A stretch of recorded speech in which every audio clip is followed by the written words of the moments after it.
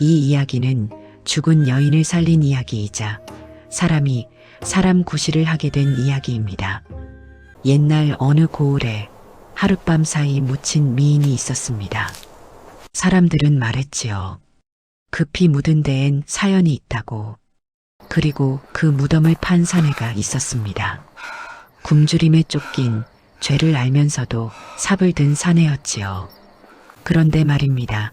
옷자락에 손을 대는 순간 죽은 여인이 숨을 쉬기 시작했다면 여러분이라면 어떻게 하시겠습니까?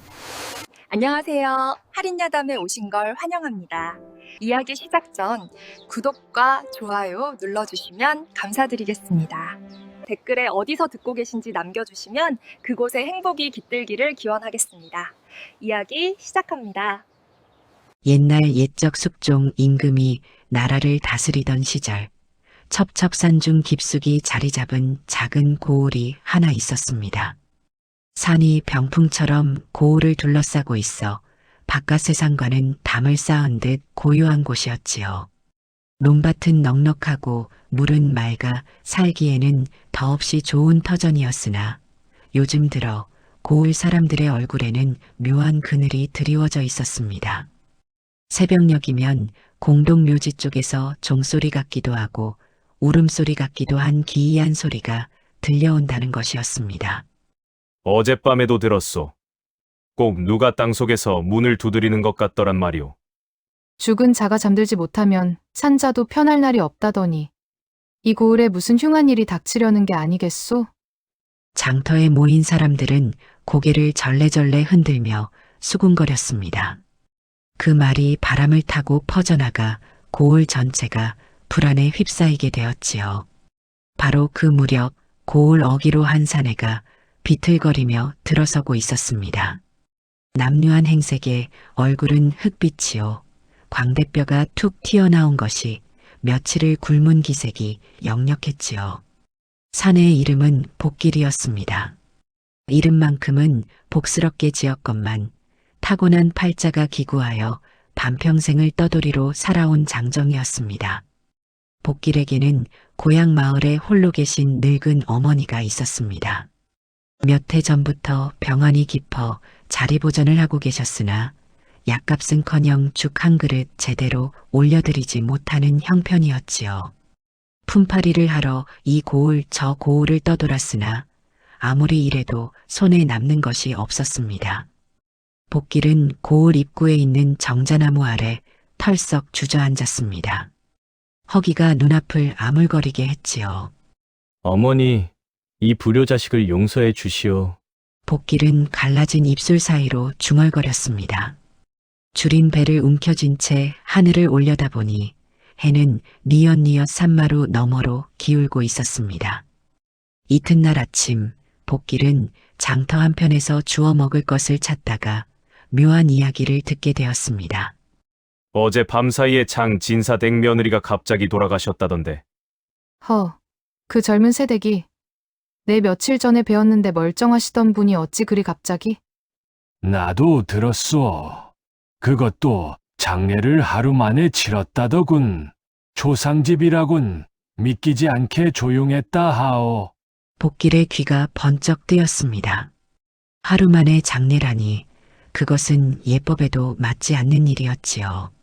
아무리 급해도 3일장은 치르는 것이 사람의 도리인데 그토록 서두른 데는 분명 곡절이 있을 터였습니다. 하기야 그 집안이 원래 좀 이상하긴 했지. 진사 어른 돌아가신 뒤로 국하들이 집안을 쥐락펴락한다던데. 새댁은 눈엣가시였을 게야. 장터 아낙네들의 수군거림이 복길의 귓전을 맴돌았습니다. 그러나 그때만 해도 복길은 그 말을 흘려들을 뿐이었지요. 당장 굶주린 배를 채우는 것이 더 급했기 때문이었습니다. 그날 저녁 복길은 주막 처마 밑에서 비를 피하고 있었습니다. 주막 안에서는 술에 취한 사내들이 떠들썩하게 이야기꽃을 피우고 있었지요. 복길은 국밥 냄새에 침을 삼키며 귀를 기울였습니다. 그 새댁 말이야. 관 속에 비단 옷이며 놀이개며 온갖 폐물을 함께 넣었다더군. 살아생전 입던 옷가지를 같이 묻는 건 알겠는데 폐물까지? 글쎄 말이야. 시집 올 때 가져온 물건들이 제법 값어치가 나간다더라. 순금 뒷꽂이에 옥비녀, 산호 놀이개까지. 그걸 다 땅에 묻다니 산 사람 손에 쥐어줘도 몇 달은 먹고 살 것을. 복길의 귀가 쫑긋 섰습니다. 순금이라 했습니까? 옥이라 했습니까? 그 말이 복길의 뇌리에 모처럼 깊이 박혔습니다. 폐물 하나만 팔아도 어머니 약값은 물론이요. 한동안 먹고 사는데 걱정이 없을 터였습니다. 복길은 자신도 모르게 고개를 들어 빗줄기 넘어 어둠을 응시했습니다. 공동묘지가 있는 뒷산 방향이었지요. 그 순간 복길의 가슴속에서 무언가 꿈틀거리기 시작했습니다. 그날 밤 복길은 잠을 이루지 못했습니다. 버려진 외양간 한 구석에 누워 뒤척이며 복길은 온갖 생각에 시달렸지요. 도굴이라 이게 사람이 할 짓이냐? 복길은 이를 악물었습니다. 비록 가난하게 자랐으나 어머니께서는 늘 말씀하셨습니다. 사람이 아무리 배가 고파도 손에 흙을 묻히면 안 된다고, 그것이 사람과 짐승의 차이라고 말이지요. 그러나 그 어머니가 지금 병상에서 신음하고 계셨습니다. 약 한 첩 없이 말이지요. 어차피 죽은 사람에게 금부치가 무슨 소용이란 말인가? 그 폐물 하나면 어머니를 살릴 수 있는데. 복길은 벌떡 일어나 앉았습니다. 손바닥에 땀이 흥건했지요. 배고픔은 양심보다 먼저 손을 내밀었습니다. 병든 어머니의 얼굴이 눈앞에 아른거렸습니다. 복길은 떨리는 손으로 삽을 집어들었습니다. 결국 사람은 배가 고프면 무엇이든 하게 된다는 것을 복길은 그날 밤 처음으로 깨달았습니다. 금은 무렵이라 하늘에는 달도 별도 보이지 않았습니다. 온 세상이 먹물을 풀어놓은 듯 시커먼 어둠에 잠긴 밤이었지요. 복길은 삽을 어깨에 짊어지고 뒷산으로 향했습니다. 발걸음은 무거웠으나 한번 내디딘 발을 멈출 수가 없었습니다. 공동묘지에 다다르자 밤 공기가 이상하리만치 무겁게 느껴졌습니다. 안개인지 이슬인지 축축한 기운이 온몸을 감싸왔지요. 어디선가 올빼미 울음소리가 들려왔습니다. 복길은 침을 꿀꺽 삼키며 새로 생긴 봉분을 찾았습니다. 흙이채 마르지 않은 무덤이 어둠 속에서도 선명하게 보였지요. 봉분 앞에는 하얀 명정이 바람에 펄럭이고 있었습니다. 장진사댁 세댁의 무덤이 틀림없구나. 복길은 두 손을 모아 짧게 빌었습니다. 낭자, 부디 용서하시오. 이 몸이 도덕이 되려는 게 아니라 어머니를 살리려는 것이오. 내세서라도 이 빚을 갚으리다. 그리고 복길은 삽을 들어 올려 땅을 파기 시작했습니다. 얼마나 팠을까요? 삽 끝이 무언가 단단한 것에 닿았습니다. 관이었지요. 복길은 급히 관 주위의 흙을 걷어내고 뚜껑에 손을 대었습니다. 그런데 이상한 일이었습니다. 땅속에서 올라오는 것은 썩은 냄새가 아니었습니다. 오히려 약초향 같은 알 수 없는 냄새가 코끝을 스쳤지요.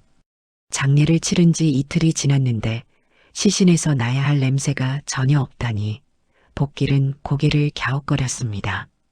급하게 장례를 치르느라 염도 제대로 못했나 보구나. 복길은 대수롭지 않게 여기며 관 뚜껑을 열었습니다. 달빛도 없는 칠흑 같은 어둠 속이었으나 복길의 눈에 하얀 수위가 어렴풋이 들어왔습니다.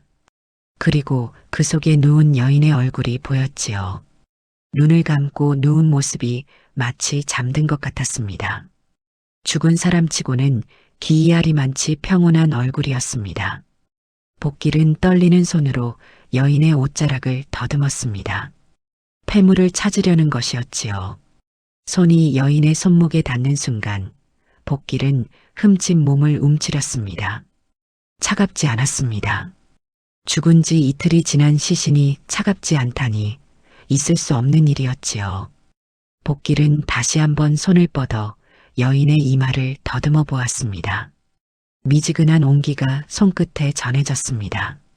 복길의 등골에 소름이 돋았습니다. 설마 귀신이 되어 나를 붙잡으려는 것인가? 복길은 섬뜩한 예감에 휩싸여 몸을 뒤로 빼려 했습니다. 온갖 무서운 이야기들이 머릿속에 떠올랐지요. 무덤을 파헤친 자를 저승으로 끌고 간다는 원기 이야기, 도굴꾼을 혼내주는 귀신 이야기 따위가 말이었습니다. 그러나 복길은 도망가지 못했습니다. 무언가에 이끌리듯 그 자리에 얼어붙어 있었지요. 복길은 떨리는 손으로 다시 여인의 옷자락에 손을 대었습니다. 귀신이라 해도 폐물만 가져가면 된다고 스스로를 다독였지요. 손가락이 여인의 손목에 닿았습니다. 그 순간이었습니다. 여인의 손가락이 미세하게 움직였습니다. 복길은 눈을 의심했습니다. 어둠 속이라 잘못 본 것이려니 했지요.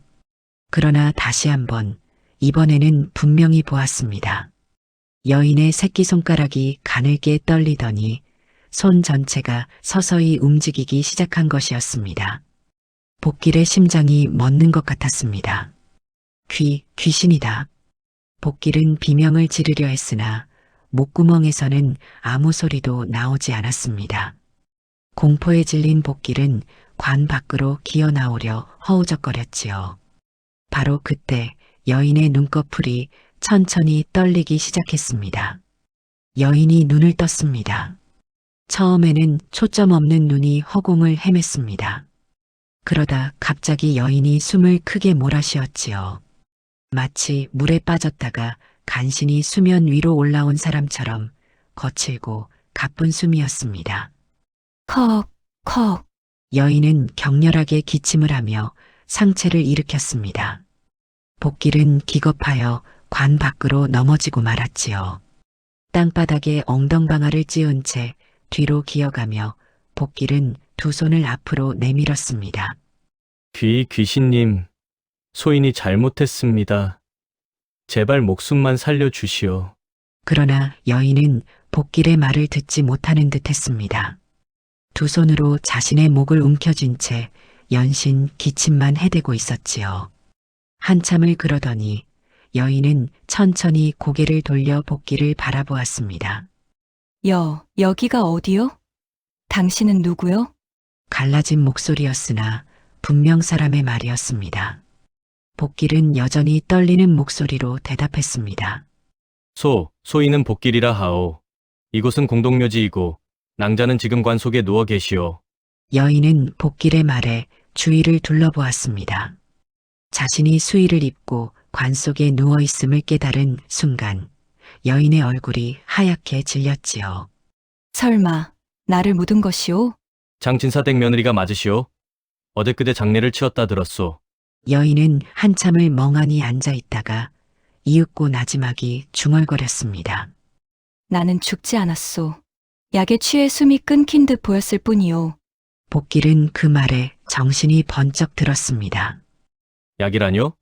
대체 무슨 말씀이시오? 여인은 쓰디쓴 웃음을 지었습니다. 그날 밤 시숙 어른께서 손수 약을 끓여오셨지요. 몸이 좋지 않으니 보시나라 하시며 말이오.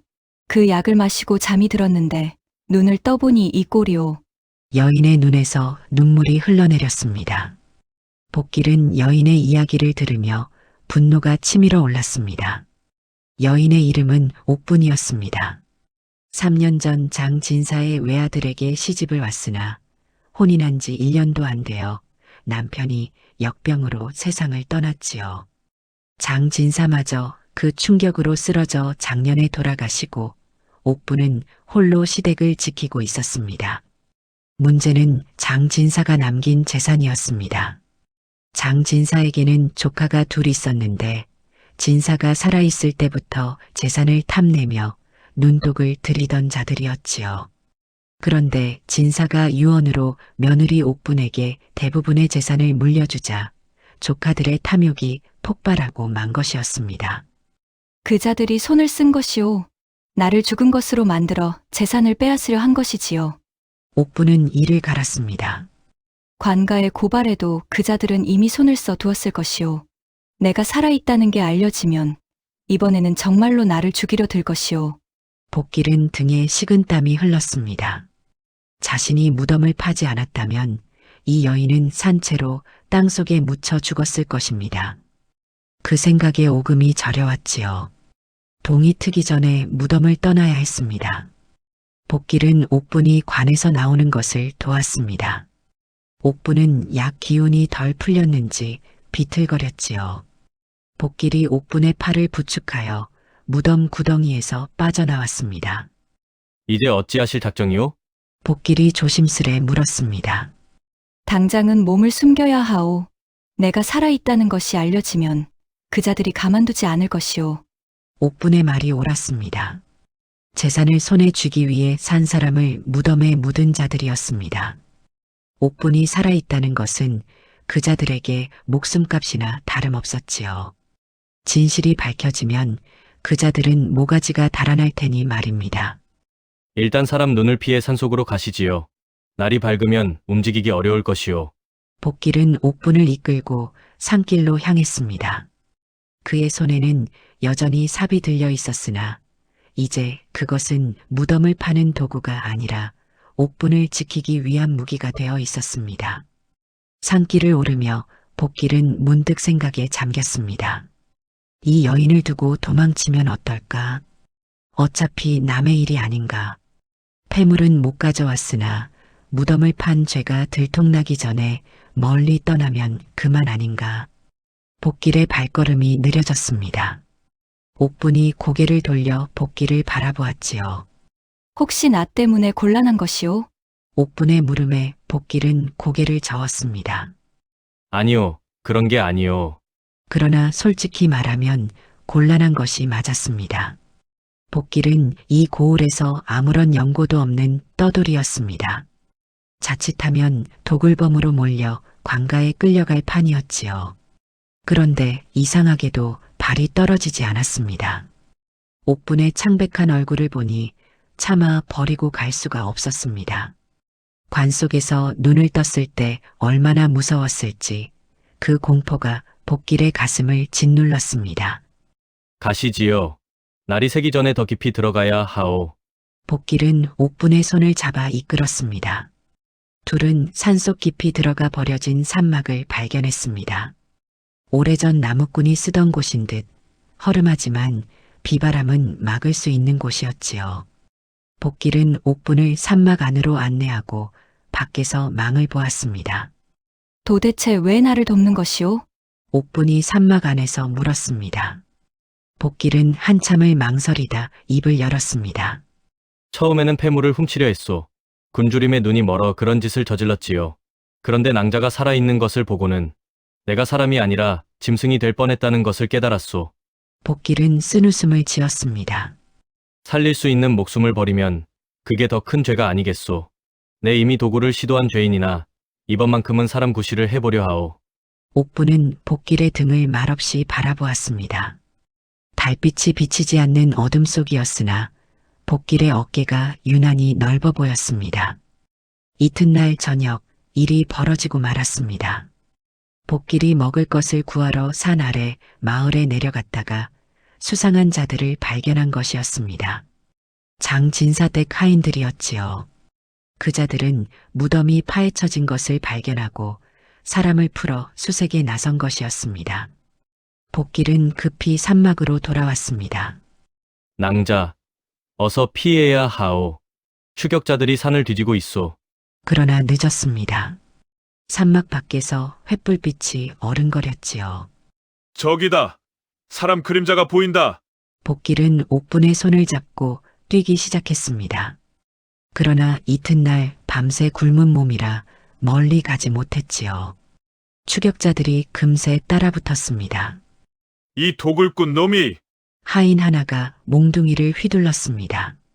복길은 옥분을 감싸 안으며 등으로 그 일격을 받아냈지요. 등이 찢어지는 듯한 고통이 밀려왔으나 복길은 이를 악물고 삽을 휘둘러 하인들을 밀어냈습니다. 난투 끝에 하인들은 물러갔으나 복길은 땅에 쓰러지고 말았습니다. 등에서 피가 흥건히 흘렀지요. 옥분은 복길의 손을 꼭 붙들었습니다. 처음으로 정말 처음으로 진심으로 누군가의 손을 잡은 것이었습니다. 복길이 쓰러진 것은 오히려 전화위복이 되었습니다. 하인들의 습격 소식을 들은 산 아래 농부들이 올라왔다가 피투성이가 된 복길과 수의 차림의 옥분을 발견한 것이었지요. 사연을 들은 농부들은 분개하여 관아에 고발했습니다. 장진사 댁며느리가 산채로 묻혔다가 살아났다 하오. 조카들이 재산을 빼앗으려 독약을 먹이고 거짓 장례를 치렀다 합니다. 소문은 삽시간에 퍼져나갔습니다. 고을 원님은 즉시 장진사의 조카들을 잡아들였습니다. 처음에 조카들은 발뺌을 했으나 관아에서 무덤을 파헤쳐 관을 확인하자 더 이상 숨길 수가 없었지요. 옥부는 살아있는 증인이 되었습니다. 약을 끓여온 정황, 급히 장례를 치른 과정, 재산 문서를 위조하려 한 정황까지 하나하나 밝혀졌습니다. 관아의 문초 아래 하인들이 입을 열었고 모든 진실이 백일하에 드러나고 말았지요. 복길은 의원의 치료를 받으며 그 소식을 들었습니다. 옥분이 복길의 손을 잡고 말했습니다. 당신이 아니었다면 나는 영영 땅속에서 깨어나지 못했을 것이오. 재판의 날이 밝았습니다. 관아뜰에는 구경꾼들이 인산인해를 이루었지요. 장진사의 조카들은 죄수복장으로 끌려 나왔습니다. 불과 며칠 전까지만 해도 의기양양하게 으스대던 자들이 이제는 쥐새끼처럼 오그라들어 있었습니다. 원님은 죄상을 낱낱이 읽어내려갔습니다. 독약을 써서 사람을 기절케 하고 살아있는 자를 관에 넣어 장사 지낸 죄, 재산을 탐하여 친족을 해하려 한 죄, 이는 천인공노할 폐륜이니라. 원님의 호통에 조카들은 사시나무 떨듯 부들부들 떨었습니다. 자, 살려주십시오. 우리가 잠시 눈이 멀었습니다. 그러나 원님은 냉정하게 판결을 내렸습니다. 재산을 모조리 며느리 옥분에게 돌려주고 너희는 유배형에 처한다. 다만 살인미수의 죄가 크니 종신토록 돌아오지 못하랴. 옥분을 묻으려 했던 자들은 결국 자신들이 판 구덩이에 스스로 빠진 꼴이 되었습니다. 모든 일이 정리된 후 옥분은 복길을 찾아왔습니다. 이제 어찌하실 생각이오? 옥분의 물음에 복길은 쓴웃음을 지었습니다. 원래대로 떠돌이 신세를 이어야지요. 다만 고향에 먼저 들러 어머니 약값을 드리고 싶소. 그 말에 옥분은 고개를 저었습니다. 당신은 내 목숨을 살렸소. 그 은혜를 어찌 그냥 보낼 수 있겠소. 옥분은 돌려받은 재산의 일부를 복길에게 내밀었습니다. 노모의 약값은 물론이요, 한평생 먹고 살기에 넉넉한 돈이었지요. 복길은 펄쩍 뛰며 사양했습니다. 이것은 너무 과분하오. 과분한 것은 내 목숨이오. 당신이 아니었다면 나는 이미 이 세상 사람이 아니었을 것이오. 옥부는 복길의 손에 돈주머니를 꼭 쥐어주었습니다. 그날 이후 옥부는 장진사 댁의 며느리라는 이름을 버리고 새로운 삶을 시작했습니다. 복길 역시 떠돌이 신세를 청산하고 고향으로 돌아가 어머니를 모시며 농사를 지었지요. 세월이 흘러 사람들은 이 이야기를 전설처럼 전하게 되었습니다. 무덤에서 살아 돌아온 여인과 그 여인을 구한 도굴꾼의 이야기는 고을의 명물이 되었지요. 어떤 이는 귀신 이야기라 하고 어떤 이는 기적이라 했습니다. 그러나 정작 복길 자신은 이렇게 말하곤 했습니다. 그날 밤 무덤에서 살아난 것은 한 여인의 순만이 아니었소. 사람답게 살 기회를 잃었던 이 사내의 인생이었지요. 복길은 굶주림에 눈이 멀어 남의 무덤을 파는 죄인이 될 뻔했습니다. 그러나 살아있는 목숨 앞에서 양심을 버리지 않았기에 스스로를 구원할 수 있었던 것입니다. 옛말에 인과응보라는 말이 있습니다. 착한 일에는 반드시 좋은 보답이 따르고 악한 일에는 반드시 응당한 벌이 따른다는 뜻이지요.